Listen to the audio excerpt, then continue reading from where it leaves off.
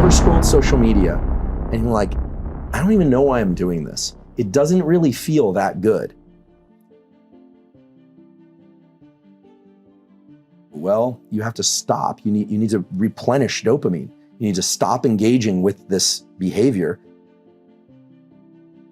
Andrew Huberman delves into the pitfalls of social media, unraveling one of its central issues that profoundly impacts our neurochemistry. I use social media. I love social media. One of the issues with social media, however, is, first of all, let's think about the format it arrives in. Let's forget the content. Violent, political, happy, sad, bullying, non-bullying. Let's just forget the content and just pretend that we were looking into a box about this big. Now think about an opposite situation. You go to the doctor's office and you're sitting in the doctor's lobby and you're waiting and there's no phone reception, so you can't scroll Instagram. You're waiting and you're waiting. It's incredibly boring. It's a very low dopamine state. Yeah, on the time scale of 24 hours, one of the huge mistakes that we all make, and I've said this many times, so if people have heard me say this before, forgive me, but it turns out it's still true. Getting too much bright light exposure from the hours of 10 p.m. until 4 a.m., unless you have to work shift work, which is a unique case, that bright light exposure between 10 p.m. and 4 a.m., even if you adjust the colors of the lights, you still need to get everything really, really dim. The relentless cycle of dopamine hits on social media platforms, like the incessant scrolling on TikTok, creates a compulsive behavior that demands a closer examination. Just how triggering are our phones when it comes to dopamine? Okay, great question. We often hear that, that social media getting dopamine hit after dopamine hit. When we first get on social media for the first time or after a long period of time, the amount of dopamine that's released, we think, is quite substantial. The overconsumption of dopamine, facilitated by constant context switching on platforms, prompts Huberman to emphasize the critical need for a pause to replenish this vital neurotransmitter. So I'll drink mate starting about 90 minutes after I'm awake. And then that's kind of my morning. But after the walk, I go inside. I do try to avoid social media at that point. Maybe a quick check of 10 minutes. I'll even set an alarm. And then on a phone or computer? Typically on a phone. I'd like to move more to the computer, but I'm in transit a lot these days, and you have to be thoughtful, obviously. But I think maybe 10 minutes on social media. But I want social media to continue to be a pleasure, and because of the dopamine system, and we can talk about that. I don't want to go down the rabbit hole of someone else's psychology or neurology. I want to stay in my own frame. The orientation I have in the early part of the day with that notebook is I want to be in my own mental frame. I've just slept. During sleep is when we have neuroplasticity. The actual rewiring of neural connections occurs during sleep. I'm a big believer in the subconscious. And when you wake up, you are now in a position to extract whatever it is that these new neural circuits have figured out about the previous day and day's events. To break the cycle, Huberman advocates for a conscious disengagement from social media behaviors that lead to the overconsumption of dopamine. I think that if you look at any of abuse or any situation where somebody isn't motivated or thinks that, now they may have clinically diagnosed attention deficit hyperactivity disorder, but a lot of what people think is ADHD, it turns out, is people just over-consuming dopamine from various sources. And also the context within a TikTok feed the context switch is insane. The brain has never seen, first of all, this is the first time in human evolution that we wrote with our thumbs, but that's a pretty benign shift. And then the other shift is normally you walk from one room to another, or from a field into the trees, or from a hut or a house, or whatever it is. But now you can get 10,000 context switches in that 30 minutes of scrolling on Instagram or TikTok. And so it's all about self-regulation. We are going to select for the people that can self-regulate. And so then people say, well, how do you self-regulate? How do kids self-regulate? Well, this is my hope, and one of the reasons I've gotten excited about public education and teaching neuroscience is that this is a place where knowledge of knowledge actually can allow oneself to intervene. When you think, I'm feeling low, I don't feel good, nothing really feels like good. Am I depressed? Maybe. But maybe you've saturated the dopamine circuits. You're now in the pain part of things. what do? Well, you have to stop. You need to replenish dopamine. You need to stop engaging with this behavior, and then your pleasure for it will come back. But you have to constantly control the hinge. It's not just about being back and forth on the seesaw. You have to make sure the hinge doesn't get stuck in pain or in pleasure. So one of the fun things about social media that probably drives my science colleagues crazy is, like, for instance, there's this really brilliant researcher up in Scandinavia, Susanna Soberg, who's done a lot on deliberate cold exposure and deliberate heat, its effects on metabolism and a bunch of other things. And she's come up with these protocols that are in peer-reviewed journals. And if you parse these papers, you come up with a number of different things that are really useful. And so I just started naming these things, like the Soberg effect. And, but as soon as scientists get ruffled about this, you can just turn it back on them and say, well, in the fields of science, how is it that something actually becomes designated an effect? And it's the same way people designate. The early days of TikTok saw content creators as purveyors of insights, but Huberman contends that the landscape has shifted toward amplifying controversial and fictitious content. Well, this is the problem. We remember the rat experiment? They are effectively the rat with no dopamine, but they can still achieve some sense of pleasure by consuming excess calories, by consuming social media. And look, I'm not judging, I do this stuff too, right? Scrolling social media. If you've ever scrolled social media and you're like, I don't even know why I'm doing this. It doesn't really feel that good. And I can remember a time where you'd see something that was just so cool, or you see something online. I remember this when TED Talks first came out. I was like, this is amazing. These are some, at least some of them are really smart people sharing really cool insights. And then now that there are like a gazillion TED Talks, I remember spending a winter in my office when I was a junior professor, cleaning my office finally, and binging TED Talks in the background, thinking this is a good use of my time. Pretty soon, they all sucked to me. I was like, this isn't good. So what you need to do is stop watching TED Talks for a while, wait, and then they become interesting again. And that's this pain-pleasure balance. And so for people that aren't feeling motivated, the problem is they're not motivated, but they're getting just enough or excess sustenance. So they're getting the little mild hits of opioid. It becomes an opioid system. And if you think about the opioid as opposed to dopaminergic make people rabid for everything. Of abuse like cocaine and amphetamine make people incredibly outward directed, right? They hardly notice anything except what they want more of, more. It's bad because those trigger so much dopamine release that they become the reward. It's very circular. Only the can give that much dopamine. Nothing they could pursue would give them as much dopamine as the itself.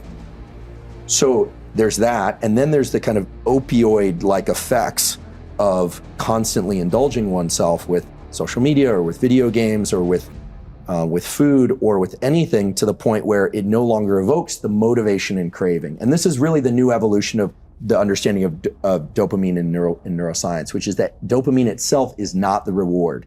It's the build-up to the reward. A key issue highlighted is the distortion of reality on social media, where the amplification of non-existent controversies becomes a pervasive problem.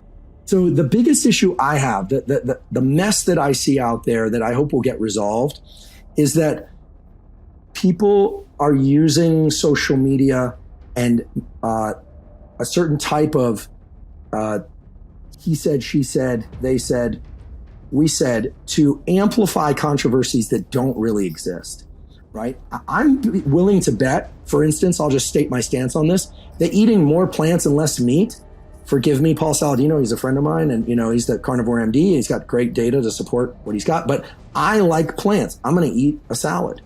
Am I going to?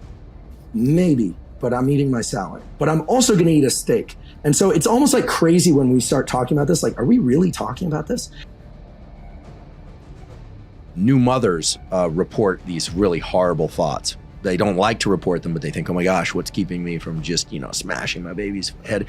It's the fear that you're going to do that. It's like a break, Okay. A lot of the way the brain works is all these reflexes, to fight back, to say something, to harm things, that we are built for doing pretty much anything. And then you have this forebrain, the thing in the front, which acts as a brake on everything. No, don't do that. That's not appropriate for now. Sit still now. Don't talk now. Don't say this. Don't say that. Don't respond to that comment. Yep. Don't respond to that comment. Right. And actually, I'll teach you a good one about the comment responsive thing. It's novel. Remember, dopamine is about novelty, surprise, and the sense that we are on some exciting track. That's what dopamine is really about. It puts us into states of readiness, anticipation, looking, seeking, etc., almost always for things outside the confines of our skin. Just to contrast it maybe for a bit more of a future discussion, serotonin does the opposite. When there's a lot of serotonin in our brain and body, typically it makes us feel satisfied, sated, and more quiescent, comfortable with what we have in our own immediate sphere and within us. Huberman demystifies the concept of dopamine, shedding light on its true nature and the intricate role it plays in our response to social media stimuli. When someone comments something on social media or just says something to you, it opens up what's called it's essentially a dopamine loop. There's this thing called reward prediction error, which is when we expect something and we want something and it doesn't arrive, you actually get a punishment signal in the brain and your dopamine drops below what it was before. So you're walking it, let's use a gambler as an example. Okay. They walk, not a compulsive or addicted gambler, go into the casino, they're really hyped up, they're betting on a game, and their dopamine starts to go up. It's anticipation. Next time you go to Vegas, if you happen to go there or whatever, they're selling everything through this dopamine thing. Bitcoin right now, Ethereum, it's all about the promise of something. Gotcha. Right? Value in the brain has, regardless of whether or not it's dollars, Bitcoin, Ethereum, doesn't matter. It's all about dopamine. It's a value system. The brain is doing math with dopamine.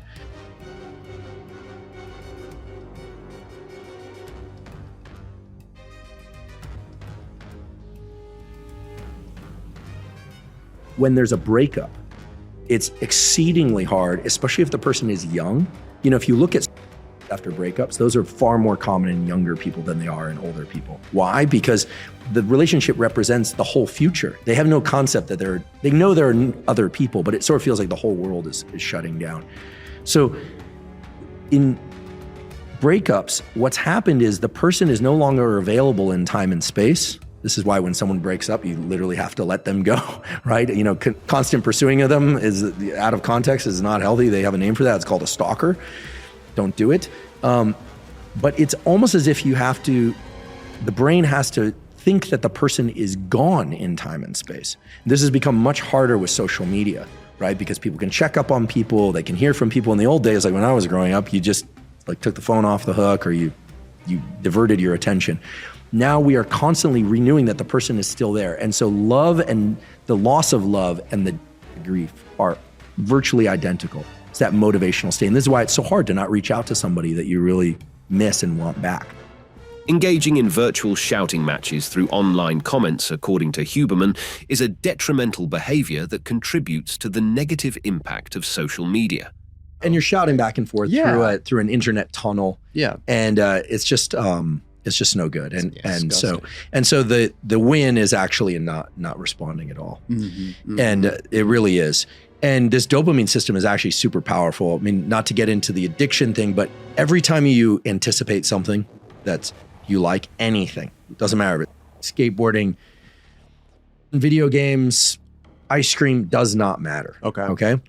The dopamine gets released, and then afterward, there's a sort of a compensation. It's like pleasure goes up, anticipation goes up, and then there's a little bit of a pain system that gets kicked in afterwards. This is the work of a colleague of mine at Stanford named Anna Lemke. She works on addiction. She actually runs the dual diagnosis addiction clinic there.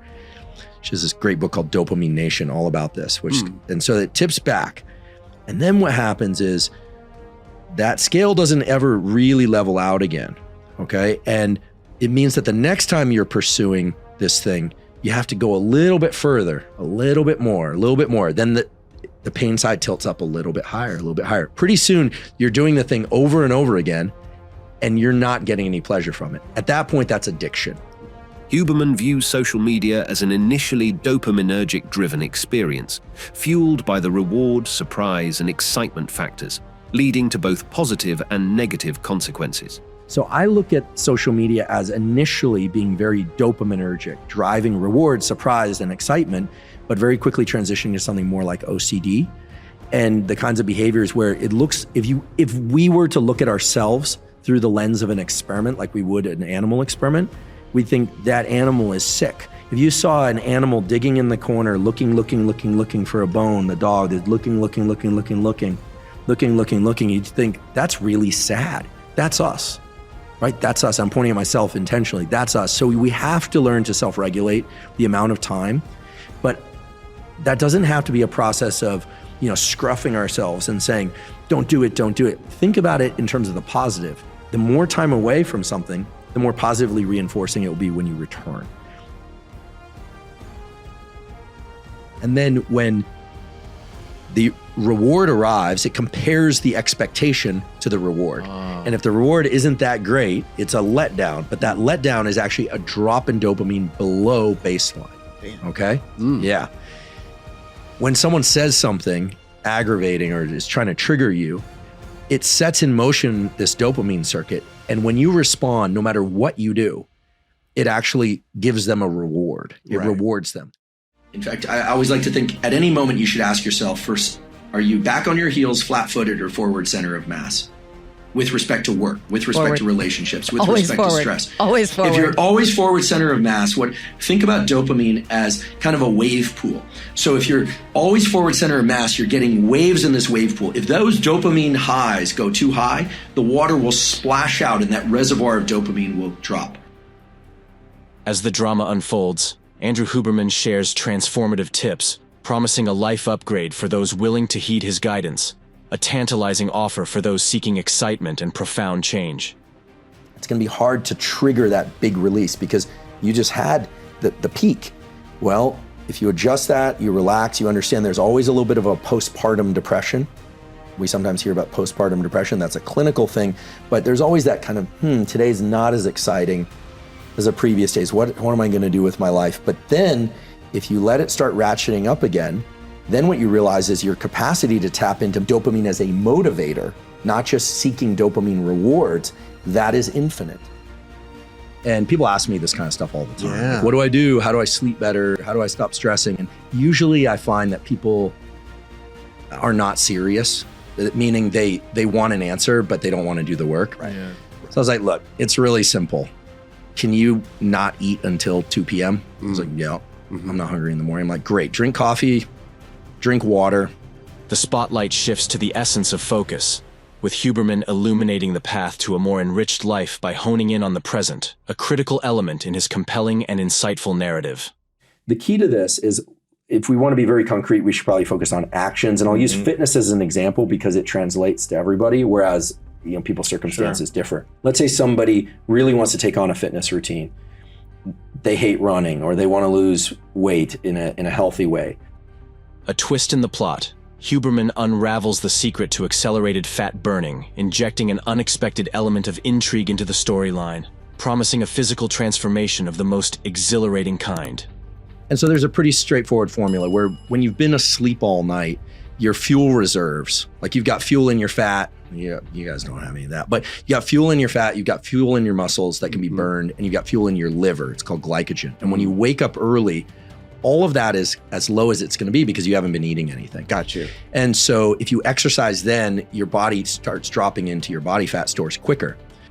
A cautionary note echoes through the storyline as Huberman warns against certain practices that might undermine one's attractiveness.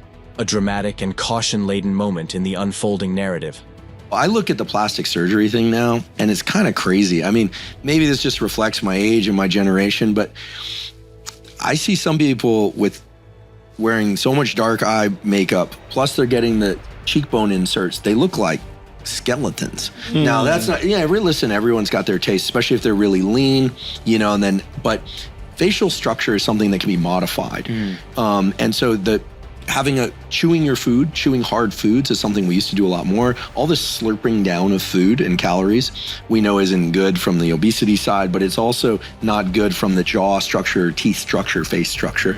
And it's all related, So that book Jaws is amazing. People can just look it up online if they want to buy the book. Just do, Jaws, mouth structure, face structure, and then just go images and you'll see these pictures. And this was known in the 1800s. There was a book called Shut Your Mouth by a British doctor who talked about the fact that people who snore, sleep like this, and then during the daytime they become mouth breathers. He said they become less attractive than the people who are nose breathers. Yeah, it's pretty interesting. Yeah, it's really interesting. And this is like a zero cost thing, but it's not emphasized enough. At all. Yeah. senses are these cells within our body, our eye, our skin, our nose, our mouth, that are taking physical entities in the universe. They're like wavelengths of light, physical touch, and translating that into nerve signals, into electrical signals in the body. That's how the nervous senses system. meaning taste, feel, sight, hearing, the five senses. Gotcha. The five senses. And people always say, well, what about intuition? That's different. That's not a sense. That's actually a sense of your internal world. It's called interoception as opposed to exteroception, sense of the outside world. So the five senses, and we are whether or not people like it or not, we are heavily constrained by those senses. For instance, a mantis shrimp, of all things, can see like 64 different shades of color that we can only see one shade of, for instance, because they have receptors that can pick out those things. Some animals can see ultraviolet emissions, others can see infrared. A pit viper can see your heat emissions. Humans sometimes think they can see heat emissions, but they can't see heat emissions unless they put infrared goggles on. Then they can. So the senses constrain our experience of the world. And I don't doubt that there are some people that have a little 0.25% more UV detection, or there's even some evidence for weak magnetoreception in humans from good labs. A little bit of, and turtles have very strong magnetoreception. What does that mean, magnetoreception? They can sense magnetic fields, so they sense them as, like that's magnetically. Humans have, there's some evidence written up in Science magazine if people want to look it up, which is quality journal, for weak magnetic sensing in humans. Some humans, not strong, but it's not strong, okay? And it's not strong in most people by any stretch. The distinction between senses and intuition takes center stage, with Huberman dissecting the intricate layers of human perception, deepening the intrigue in this riveting and enlightening tale.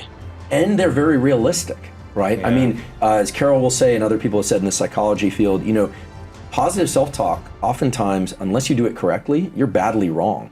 Lying to yourself won't work. Saying I'm a winner when you haven't lost or you haven't won yet is great, but that's not the most effective use of these systems. Well, you're also being out of integrity with yourself. You're telling yourself a lie. Right. You're like, and then you're losing your ability to have confidence because you're just lying to yourself. Right. And if it's really extreme, there's a name for it. It's called delusional, right? right. And people will start to point that out, and then it becomes harder to recruit people into your goals. So I think the key thing is to attach that sense of reward to the effort process. It's saying, look, I am oriented in the right direction and rewarding the things you're not doing. The plot thickens with a revelation about the perils of positive self-talk gonarrhea, shedding light on the potential dangers of a well-intentioned practice, injecting suspense into the narrative at its most critical juncture. And we know that you can't hold too many thoughts in mind at once.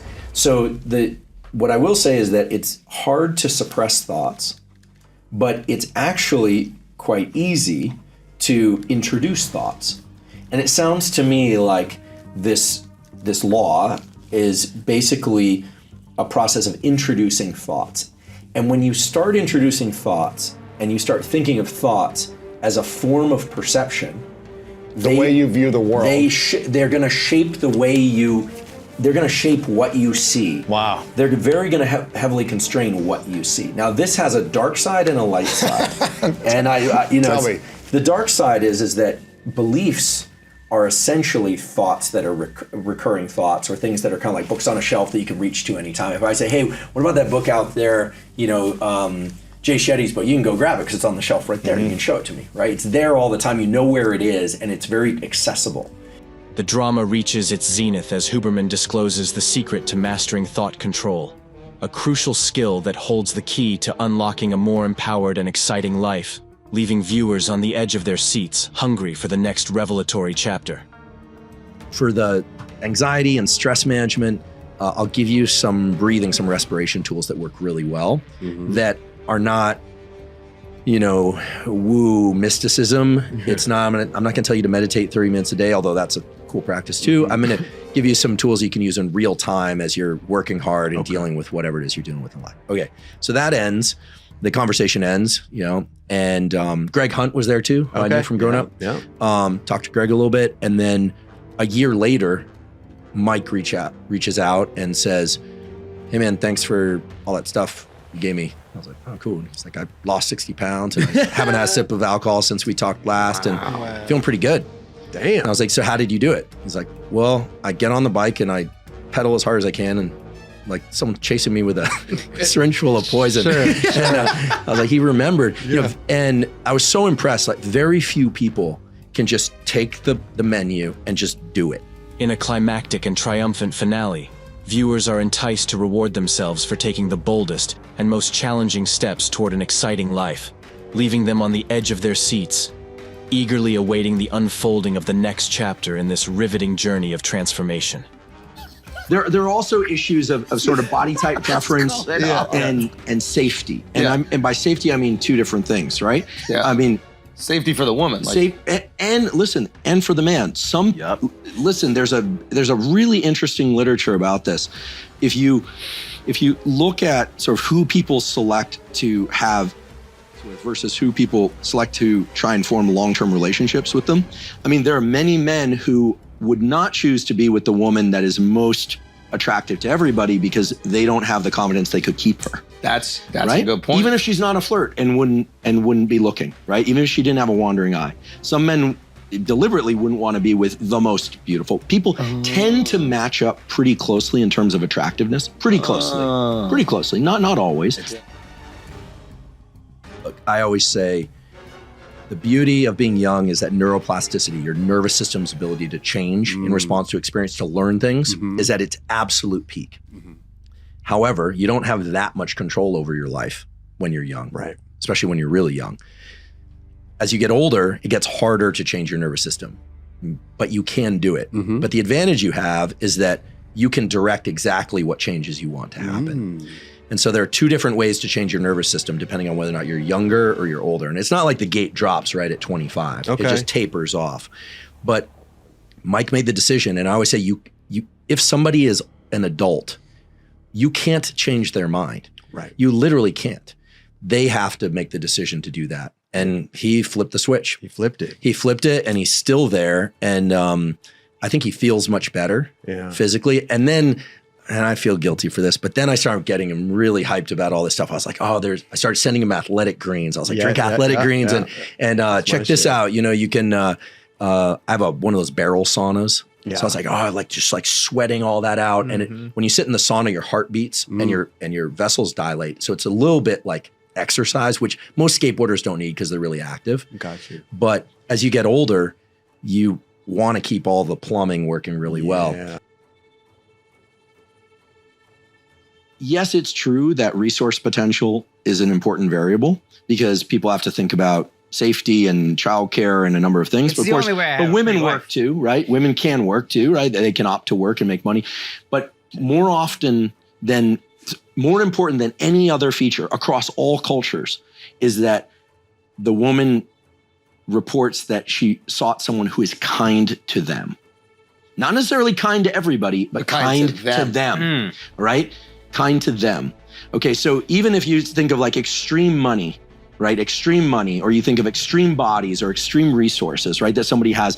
Women, in terms of who they tend to pair up with long term, assuming heterosexual, right? They're heterosexual, because here we're making a bunch of assumptions. But in that mold, what is shown up over and over again in the data is that their top priority is that someone be kind to them. In other words, they're not interested in being with someone who's really wealthy who treats them like garbage. Is that And also... I think this gets lost because people think, oh, it's all about money. It's not all about money. It's about safety and kindness, because you're talking about a long-term bond. Right. Yeah. Now, then people say, well, what about this notion of gold diggers? And by the way, there are male and female gold diggers. I had friends in college who would say things like they wanted to marry a really wealthy woman. I was like, really? I just heard this from a few people. I was like, wow, you're thinking about that as your primary concern? They're like, no, but it would be great. I would hear people say that.